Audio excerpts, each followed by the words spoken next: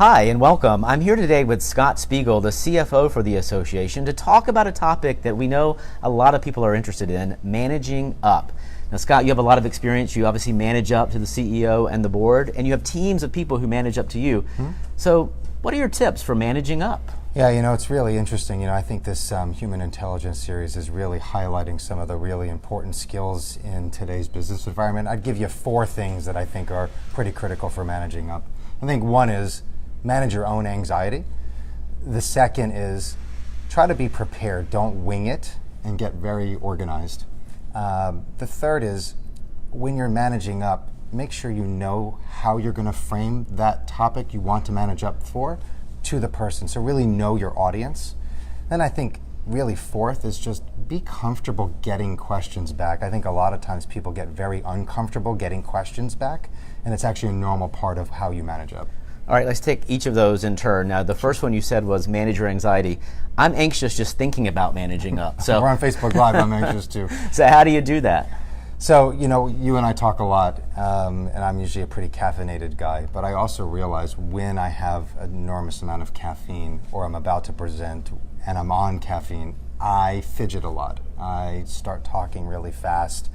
I maybe even sweat a little bit. I think when people are trying to make their position while managing up, take a breath, just pause, find that calm moment, because otherwise when you're anxious, I think it comes across sometimes as you're unprepared, you're super nervous, or you're trying to pepper the audience with a lot of rapid fire points. And I just think as you're calm, it comes across a lot better. So I'd say number one, just manage that anxiety and maybe just lay off the caffeine.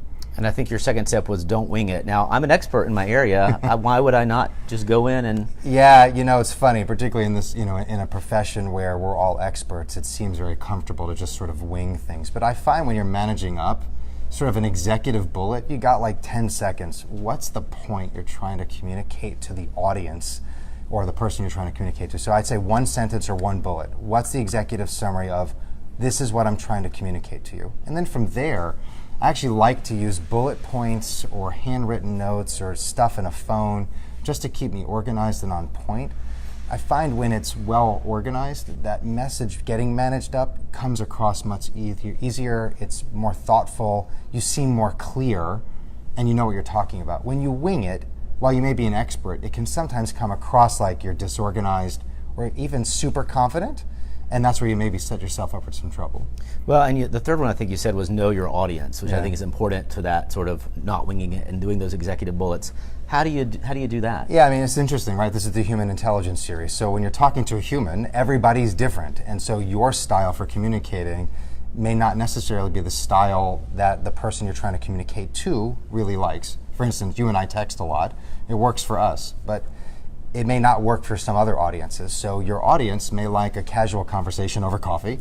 They may actually need more structure, like set up a meeting, send me a PowerPoint in advance, give me an agenda.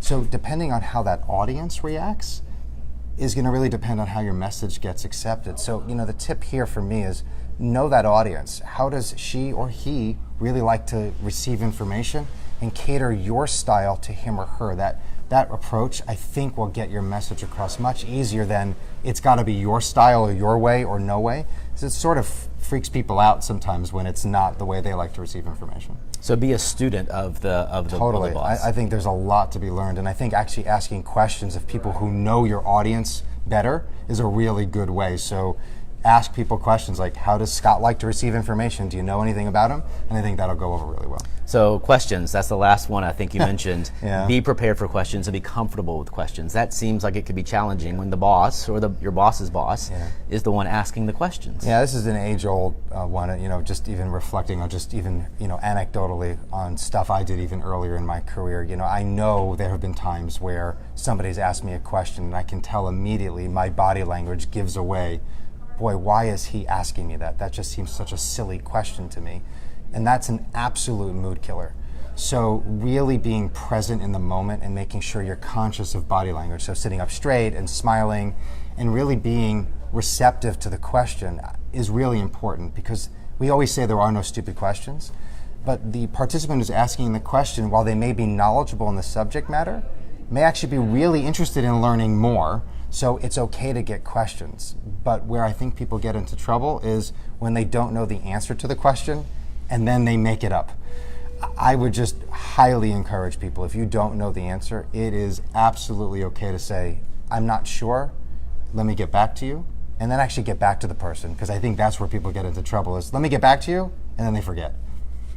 So those are 4 great tips. So keep your anxiety in check, so lay off the coffee. That'll be challenging. It's going to be hard. All right. Don't wing it. Have those executive bullet points. Get comfortable with questions coming back and being a student of the person that you're trying to manage up to. Yeah, those are 4 great ways that I think are easy tips for people to remember, and I think those have really worked well for me. But let me ask you one more question, and I think this is probably, it's always on my mind. How do you know when to elevate to the boss and to manage up? Yeah, it's really interesting. So, I report to our CEO, but, through my career here, I've also reported to different people, and people have reported to me in different manners.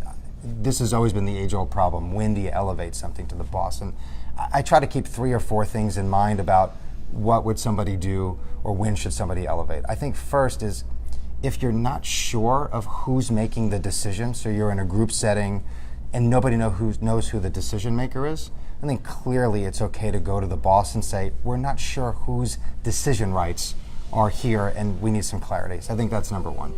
I think 2, because we're in such a collaborative work environment these days, I think silo type work is really damaging. So if you see silos forming where people are only thinking in terms of their silo versus the broader piece, I think that's also problematic.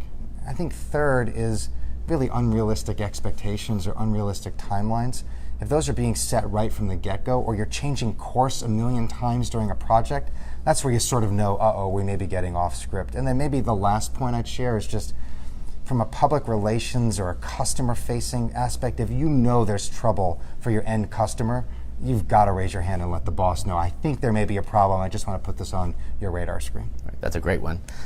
Scott, thank you so much for the time today. Sure. Thanks for talking to us about managing up. And thank you for joining us. Tune in next time for our next in the series of Human Intelligence.